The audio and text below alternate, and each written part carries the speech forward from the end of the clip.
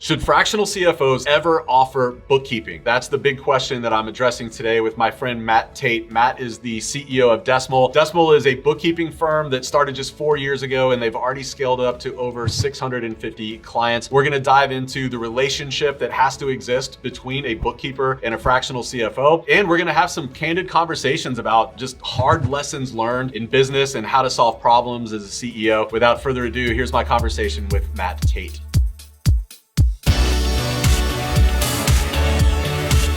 Matt, I want to start off with a very, very direct question. A lot of fractional CFOs offer the full suite. They're doing advisory. They're also doing bookkeeping. They're also doing taxes. They're doing all the compliance things. Is that a mistake? 100% of the time. Tell me more. Yeah.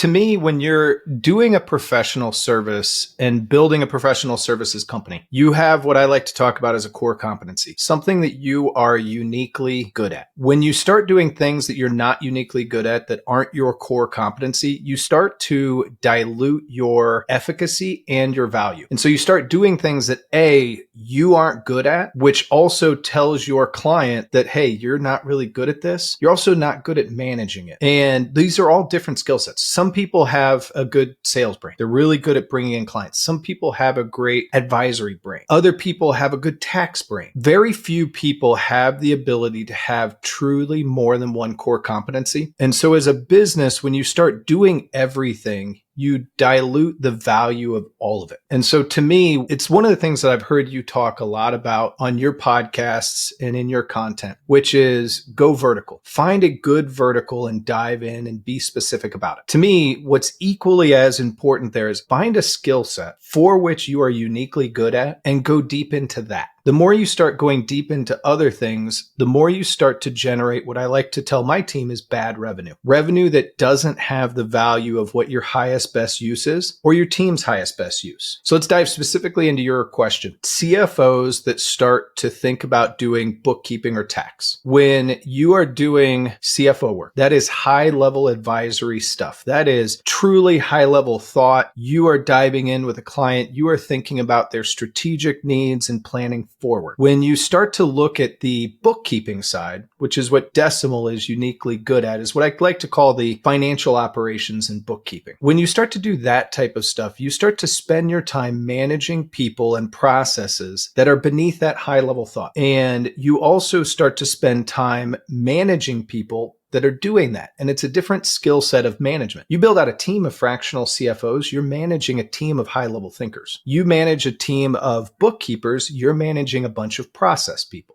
It's not good or bad. It's not a judgment on either. I love process people, but they're different people and they require different mechanics and different skill sets. And so you end up stealing from something that's good to try to apply it to something that you're maybe okay at. The other part of it too is, you and I've talked about this when we grow our businesses. There are things that we find joy out of and things that we don't.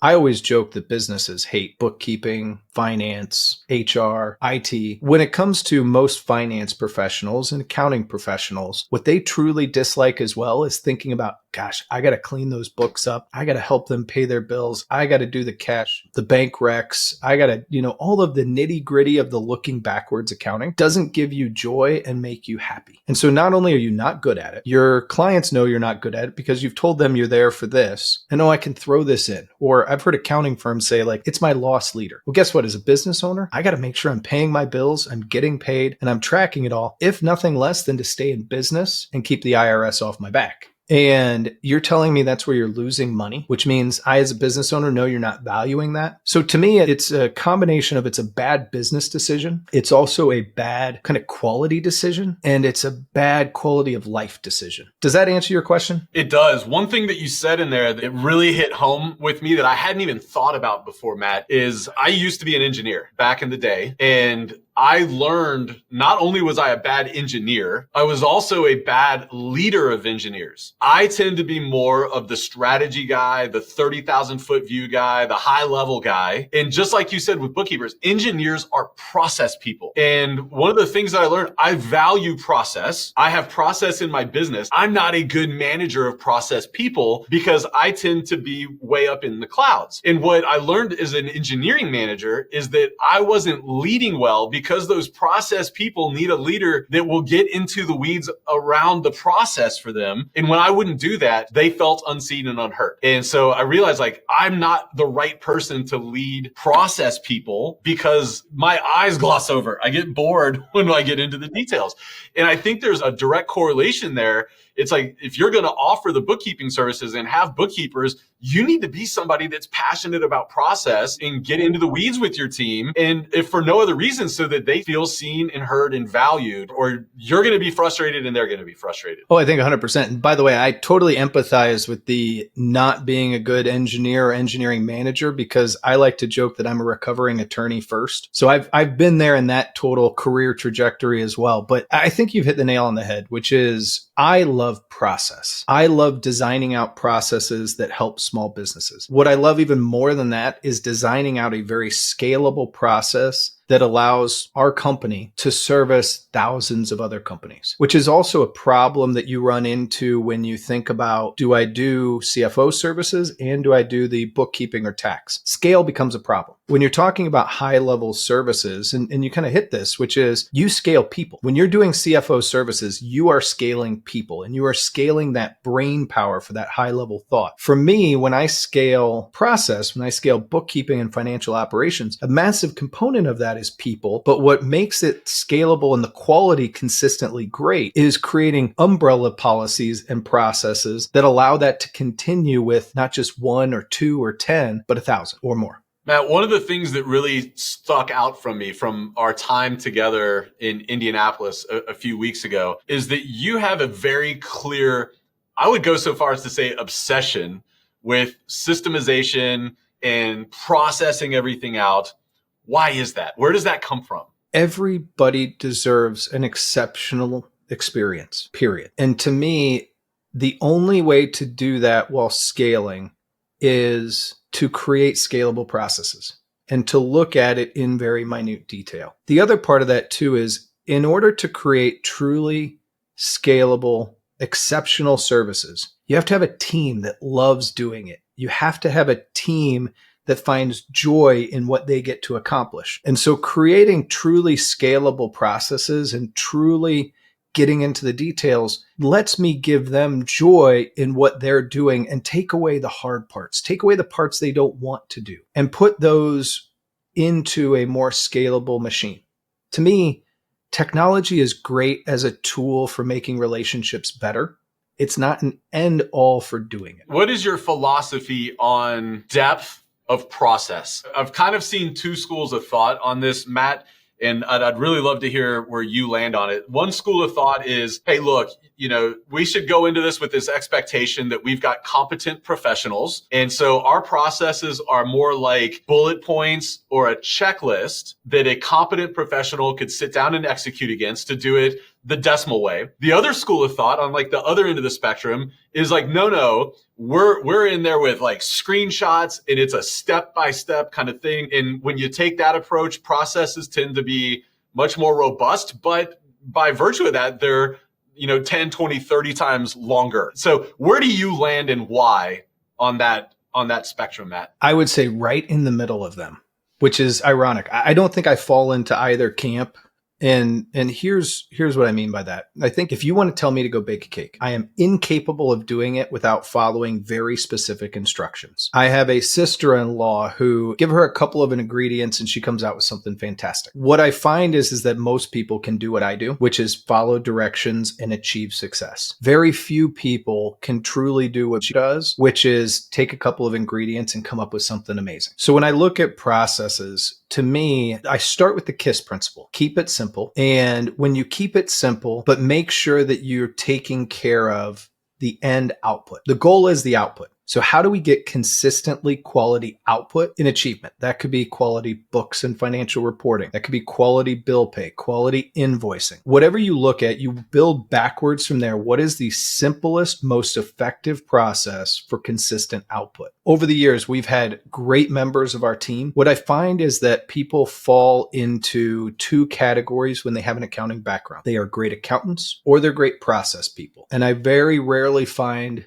people that have both. And so I love to give the great accountants a very clear, simple process to follow. Business owners, I'll go back to this. Like, you get to be at a super cool place for business owners because you're driving their strategy forward and you're helping them make more money. I'm literally doing the stuff that they hate doing, but they know they have to. If I'm going to get them to do that, I have to make it super easy. And if I'm going to get them to change it, I have to show them why it's going to either save them time or money, and hopefully both. So to me, it's really that combination. And I find anytime people swing the pendulum, and I would say in life in general, the ends tend to be wrong. The middle has a tendency to be the most correct. I think I totally split the difference here, and that's like a politician's answer, but I think it's truly the right one. You're a lawyer. That's what I expected. Recovering lawyer. One of the things that really impresses me about Decimal, and it stands out far different from, I would go so far as to say, any other bookkeeping or accounting firm that I've ever gotten into the weeds with, is your relentless obsession to monitoring client communications and response times. I've found that that's probably the number one gripe that most people have with their bookkeeper or their accountants. It's like, I can't get them to answer me back, but you guys have gone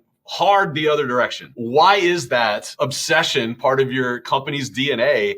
How do you do it? And what do you see as kind of the outcome of that? So why, I think, is a couple of different things. One, it is a personal mission of mine to show people respect by being responsive. And having grown up in a law firm and then working my way through technology companies and then working my way through accounting, what I find is what you said, which is generally in professional services, people are not nearly as responsive as they should be. And I don't know how you define correct levels of responsiveness, but at the very least, it's acknowledge I exist and acknowledge when you think that you're going to have what I need. Those are two things that I think are essential to creating a great relationship. But as much as I hear professional services firms, accounting, consulting, law, whatever, talk about and train people on it, they never actually do it. Or they do it for a day or a week and then it falls off. And part of it's not their fault. They get busy. They are the output that is created from this, but you forget that the relationship exists. There was a great book that my business coach gave me it's about professional services firms. And he told me, he goes, you're going to hate 80% of this book and 20% is gold. And he was right. It was way too in the weeds for me on running a professional services firm and billable hours and stuff like that. But one of the things that it really talked about was that as a professional services firm or a professional services provider, most people forget that the output that they generate is only a small portion of the value that their client will realize from the relationship. So if I'm a bookkeeper, doing the bookkeeping is only a small portion of the value my client is going to derive from the whole engagement. That's tough to think about when your entire life is about putting that output out there. And so to me, creating a system that allows for that to be better and doing it better is, I think, really, really important. And I think it's forgot. It's talked about, but it's only talked about in a lip service type way most of the time. The other side of it too is, look, we're all fallible. We will make mistakes. My team does thousands of transactions, tens of thousands of transactions at this point a day. We are going to make a mistake. That's okay. When we do make a mistake, our clients will give us grace if we've developed a great relationship with them. And you develop great relationships with your clients by being responsive, showing them respect, and really trying to scale that service. And so that's what, from day one, Jacob, my co-founder, and I defined as, we said this is going to be one of our defining characteristics is responsiveness. So we took that. And as you know, like you have one or two people or it's just you can do that. That's great. Then you start to scale and you're like, all right, now I got to teach other people to do it. And then all of a sudden, 4 years later, Decimal's at 91 people. And I can't just tell everybody what to do. We've got to create systems and processes and reporting and dashboards and all of that stuff. So when we started to scale, we decided we were going to put a system in place internally and a technology stack in place internally that allowed us to measure and track responsiveness. We've always had an SLA of an under 2-hour response time and an under 24-hour handle time, if possible. If it's a larger project, then at very least, we want to make sure that we've scoped it out and given people an appropriate idea of when they can expect to receive what they're getting. So we used Front is a tool that we use for it does a couple of things for us. It's a shared inbox. So it means that you get an email and rather than having to forward it on to me, you can just tag me in it. We can chat about that email in the system. It's fantastic. I get less than a dozen emails from my team every year. which if you think about it in the scope of our business world is pretty crazy. But what it also does is it tracks response times. So I'm able to look at a dashboard. My team leads are able to look at a dashboard. My COO is able to look at a dashboard that tells us who's sending the most emails, who's receiving the most emails, what is their average response time. And so we're able to actually start to track that and to train our team. One of the ways that we scale successfully good services is by managing off of a dashboard.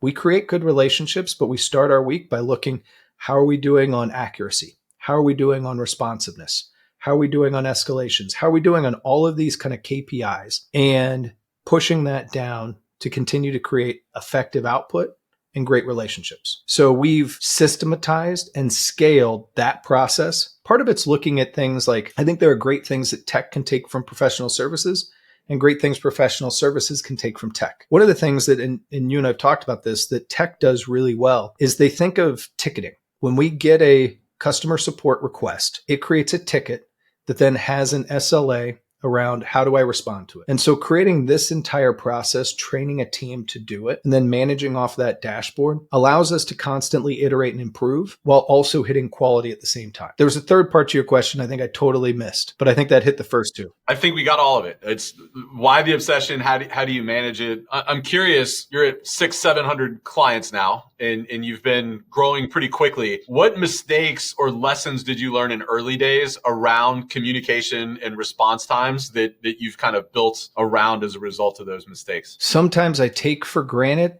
that my parents taught me how to use good manners. And so we actually do kind of a manners training with people where it's like, just say please, say hi, say thank you. Use your manners in an email.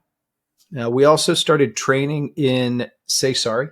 It's kind of a lesson I learned being married for 13 years, which is I start with I'm sorry and then I work backwards of what. Like I find it's really great when I start with I'm sorry, when my wife gives me that look, and we do that in business. Hey, I don't know if it was our problem, but I'm really sorry you're dealing with this.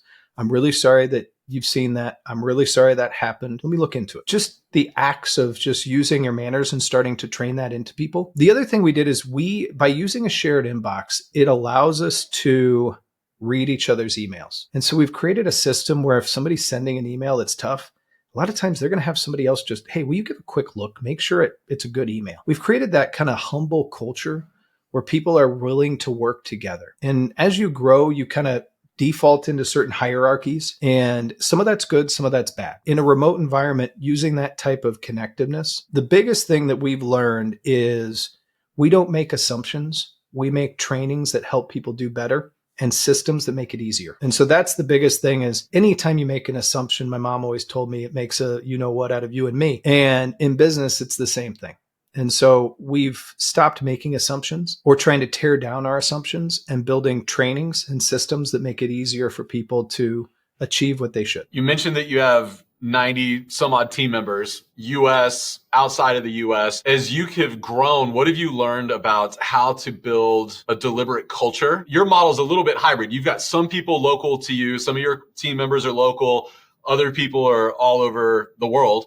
How have you built culture intentionally in that virtual / a little bit in-person environment? We've got 91 people in 5 countries and 26 states. So I have 4 or 5 people in Indianapolis with me, but our largest cluster of people is about 20 in Salt Lake City. And that's because we were lucky enough to make a really cool acquisition of some amazing people, and they had an office. First thing we did was shut that office down and tell them you're working from home now, and life gets more flexible. You know, the pandemic changed things for everybody. For us, we had already made the decision to go remote. What we've learned by building a remote-only team is you have to be intentional about everything you do.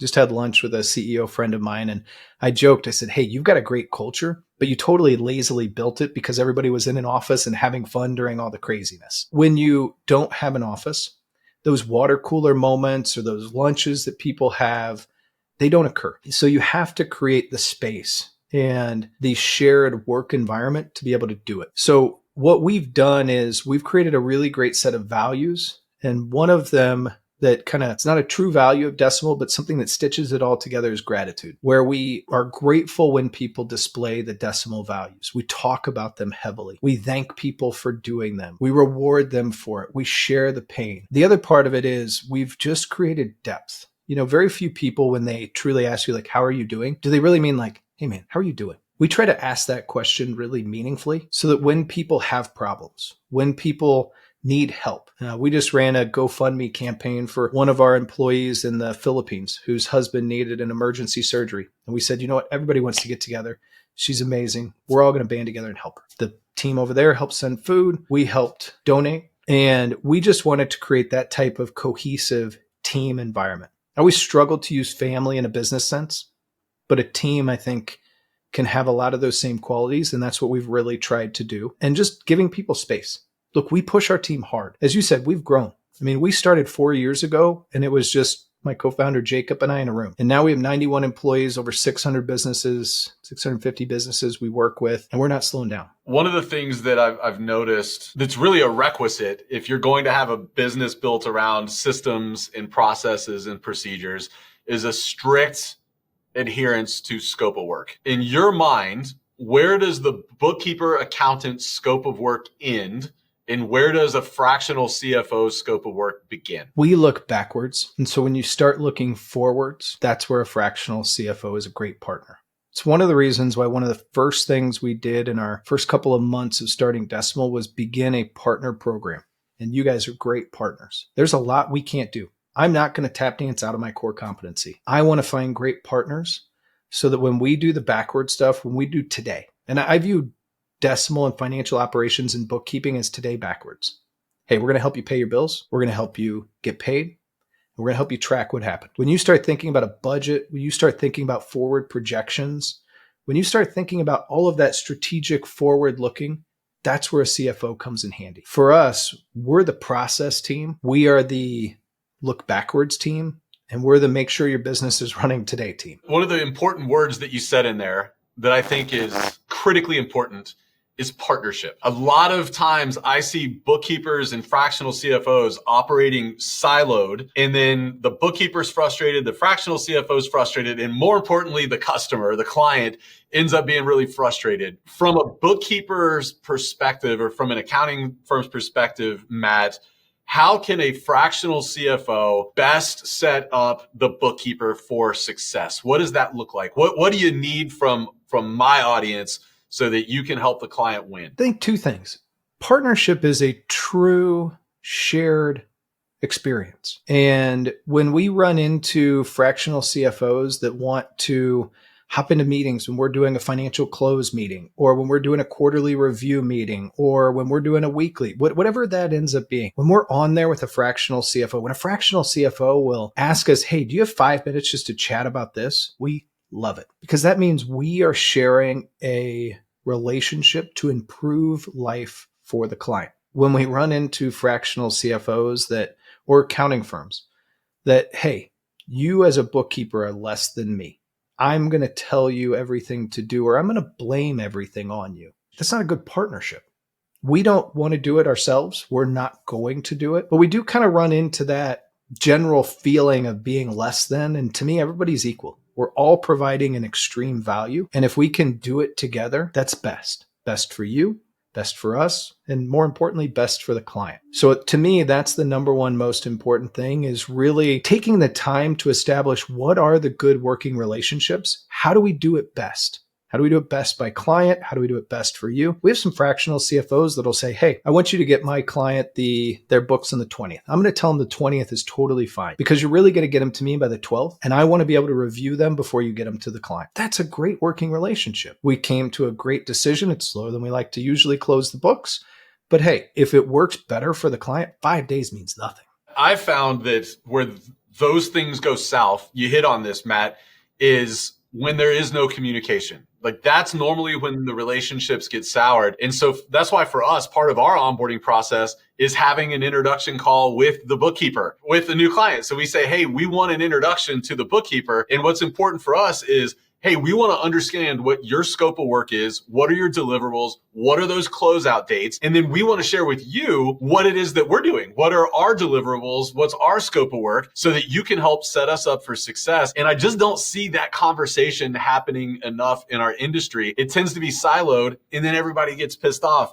And that's, to me, where the blame game starts coming in. Well, the bookkeeper didn't do this, the bookkeeper didn't do that. And I'm like, did you ever take the time to communicate to the bookkeeper what you're doing and what you need? Did you ever bother to ask them what they need?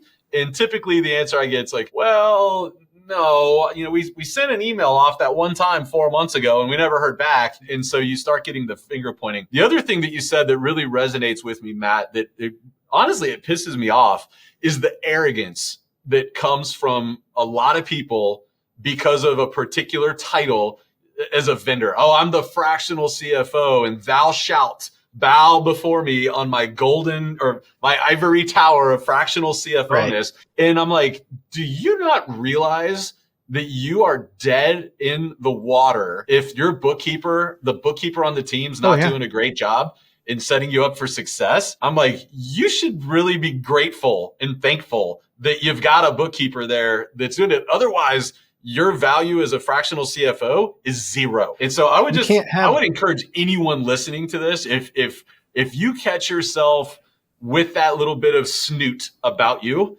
and where you are in relation to a bookkeeper, an accountant, a CPA, an HR manager, a CMO, or anybody else, you need to check yourself, because we all need each other's help to be successful, to make the client successful. Soapbox complete. Oh, I'm right up there with you. It takes me a few more steps to get up with you, but I totally agree. Partnerships should be a two-way street. One of the things that you mentioned that just kind of tickled something in my mind too is scope is exceptionally important, except if you very intentionally determine to break it slightly. What I mean by that is having an extra call occasionally with a fractional CFO or with a bookkeeper just to check in, do a relationship check.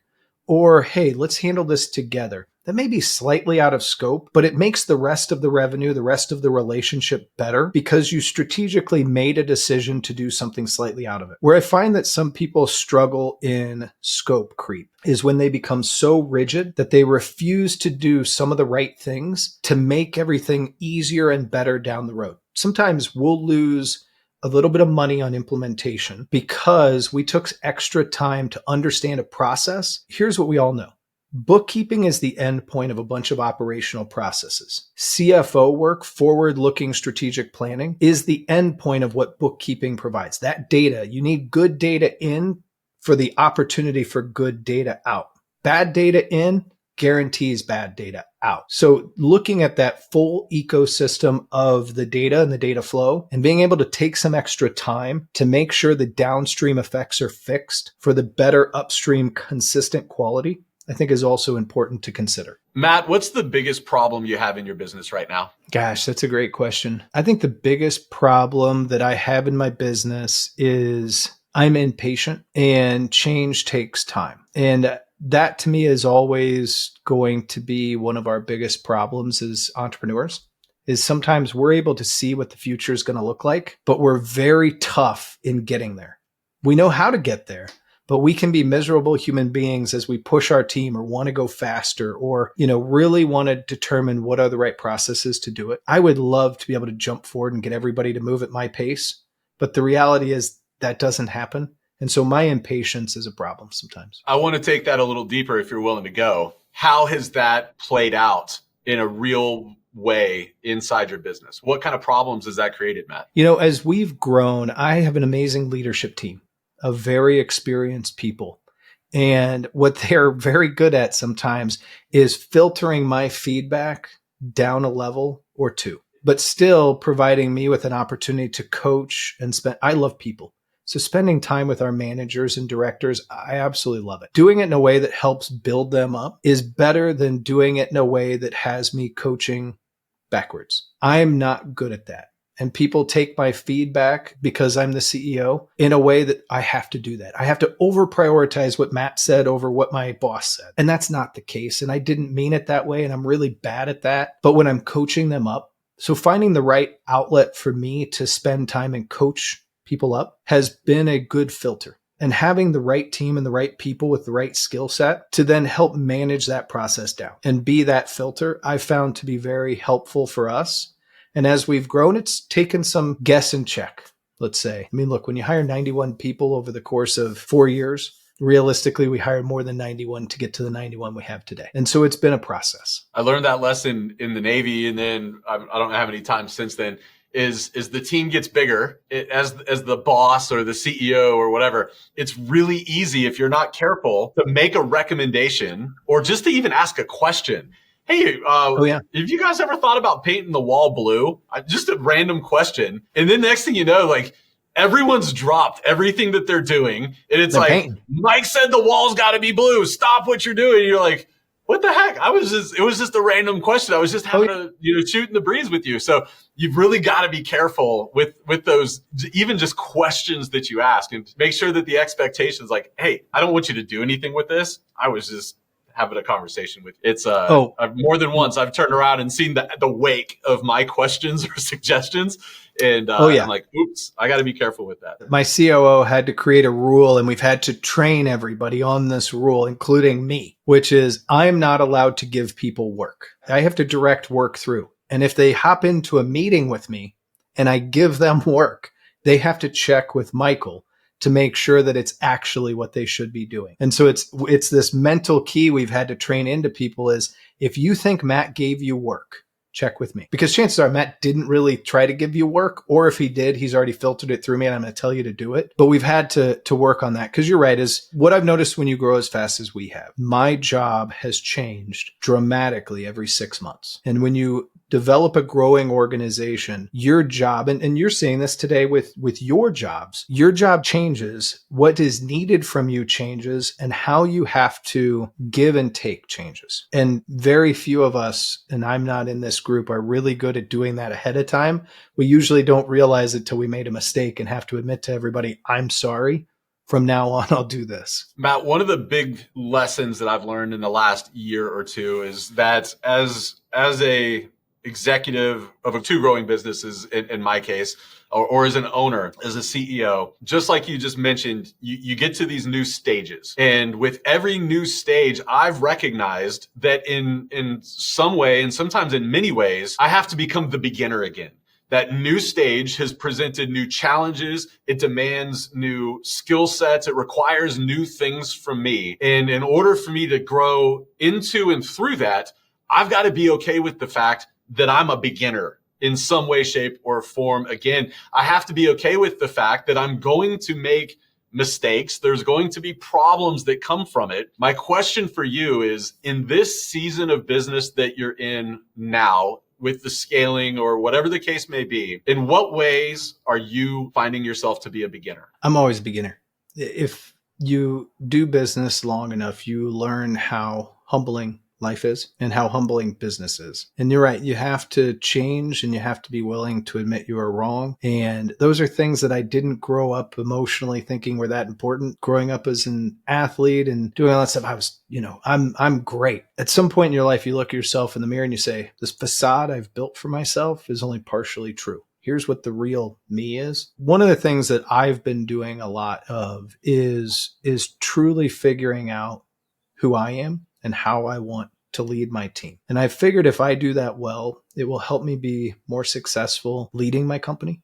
It'll help me be more successful as a parent and as a husband and as a friend. And the more I try to kind of silo that and not actually be willing to dive deep, the harder and more isolating it is. So for me, truly getting into and understanding all the emotions of running a business, there are some amazing parts.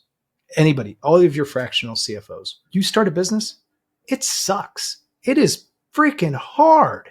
But there's just that little bit, if you truly like entrepreneurship, that will keep you coming back every single day. And then you'll get bigger and bigger parts of joy. But then the roller coaster always goes down too. And you're going to have hard things. Life happens.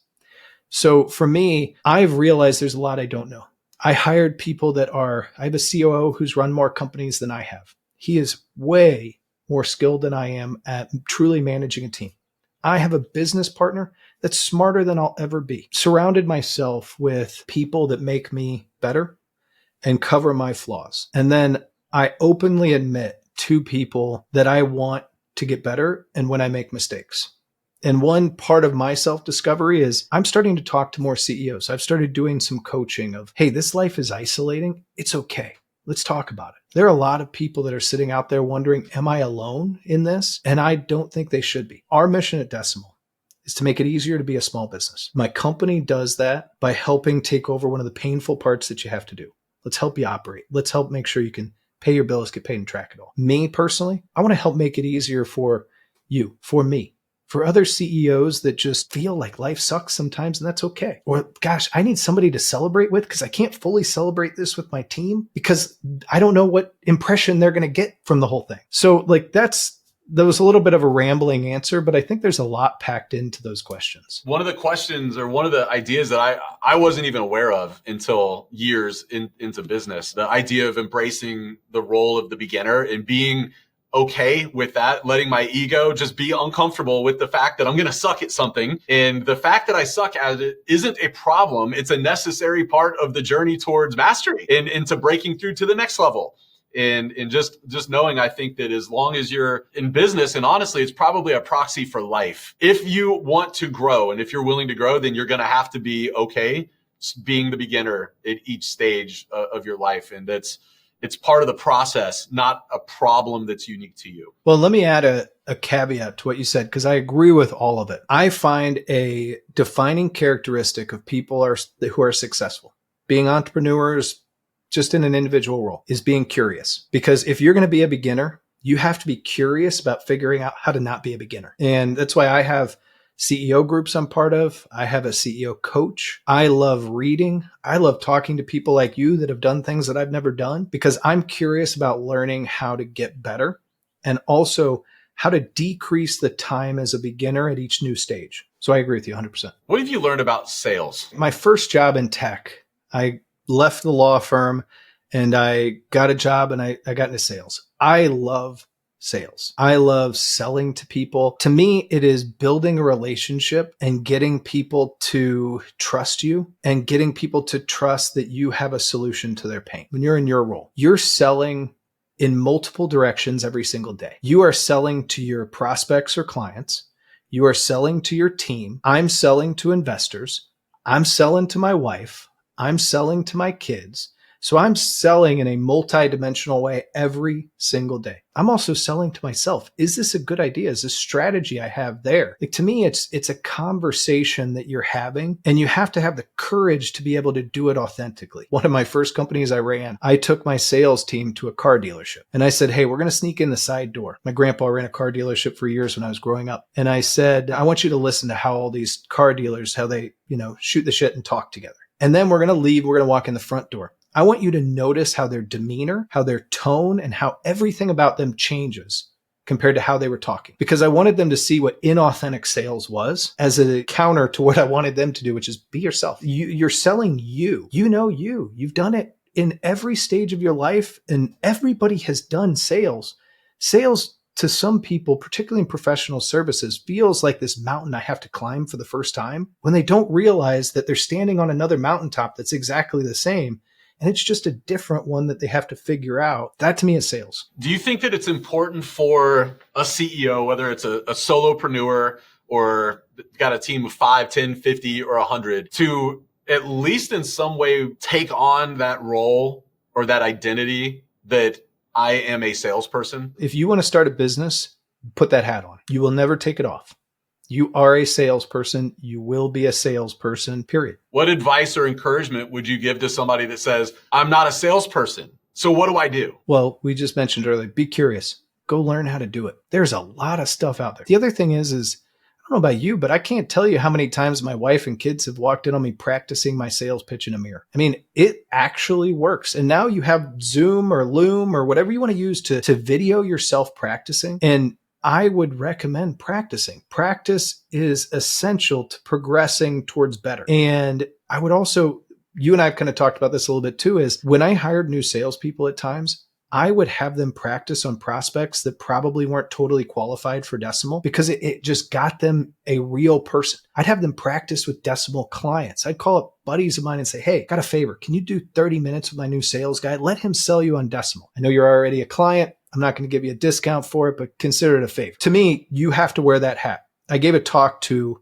some new tech entrepreneurs a couple of years ago, and I told them, I said, hey, every company I've started, I've personally sold the first $1 to $1.5 million of revenue, because by then I had learned enough to train somebody else how to do it. Hiring salespeople too early in an entrepreneurial journey is guaranteed to fail, because they will not learn as quickly as you will. You need to learn enough to train somebody how to do it if you don't truly want to do it yourself. That's a huge misconception that I see a lot of people have is they say, I'm not a sales gal or I'm not a sales guy. I'm going to just go hire somebody. They bring that person in before there's a playbook, before there's an understanding of the client and their needs and their pain points and the value that you bring. And then the salesperson ends up floundering because there's no way that they're going to have enough time. Like you're not going to be able to compensate them long enough for them to figure it out. And the truth is most salespeople are good at executing on the playbook, not at creating the playbook. And so if you bring somebody in like a VP of sales or a CRO, you're going to have to pay them. So like you're not going to be able to afford them. Because it's going to take them so long to put it together. So I agree with you 100%. You've got to be, and I think you're directionally correct too on the number. It's $1.5 million in sales really needs to be done by the CEO. I mean, my firm's been around 8 years now, and we were talking about this before with the interview. I'm just now at the point where I can kind of start handing it off. And I've learned a lot on how to do that quicker. So my second company, we're 2 years in, over $1 million, or actually at $1.5 million in revenue now. Now I'm able to hand it off, but it's still interestingly that, $1.5 million mark. And we're just now talking about how do we hand the sales off. But I agree with everything you said, Matt. I think that you've got to be willing to take on that identity that it's not that I'm not a salesperson. It's I'm a salesperson that happens to suck right now. And then the two things that I think is important that you pointed out, I'm going to reiterate it. One is be curious. Study it, learn it. But number two, you got to get reps. There is no sales language or formula or script that you're going to learn and then be immediately great at sales with. You've got to just get in the game and get on the sales calls, talk to prospects that you're not going to take their business or that aren't a good fit in those early days just to get the reps. And so I think it's a really important blending of the studying and the practicing. That's where you can go from I'm a salesperson that sucks today to I'm a mildly competent salesperson to I'm a good enough salesperson with a playbook that I can now hire somebody to come in and replace me. I think that's the journey. I agree. And don't overlearn. You'll learn way more doing. And some people that haven't done that, they think I'm gonna make it all the way through this learning. I'm gonna make it through the other learning. And it's the freezing of inaction, and momentum success is so much a byproduct of just movement, moving forward, moving backwards, moving forwards. And I think that that's also really important is just go. Time box yourself and just go, because I call it the field of dreams entrepreneur. So many people start a business with that theory of if I build it, they will come. And that never happens. But it's fun to learn. No, I wish it did. But I'd start way more businesses if that worked out. One of the biggest frustrations, Matt, that fractional CFOs have with new clients is I would go almost invariably. You get a new client, you start to onboard, you realize the books are trash. There's somewhere between not great and really bad. And if a fractional CFO doesn't get that buttoned up relatively quickly, they're not able to do their thing. And so one of the questions I get all the time is like, hey, what do I do if I find a client that's got really bad books? And my answer now is like, well, we just go straight to decimal. We go straight to decimal. You've got the onboarding process dialed in. You can get the books workable pretty fast. If somebody's listening to this and they're like, gosh, I need somebody that's totally operationalized and systematized this, somebody I can trust to work with me while I'm onboarding the clients, how do they reach out to you to see if you're a good fit for their clients? So it's easy. Decimal.com. Go on there, or Mitchell with 2 L's at decimal.com leads our sales team. He would love to talk. And the great thing about Mitchell is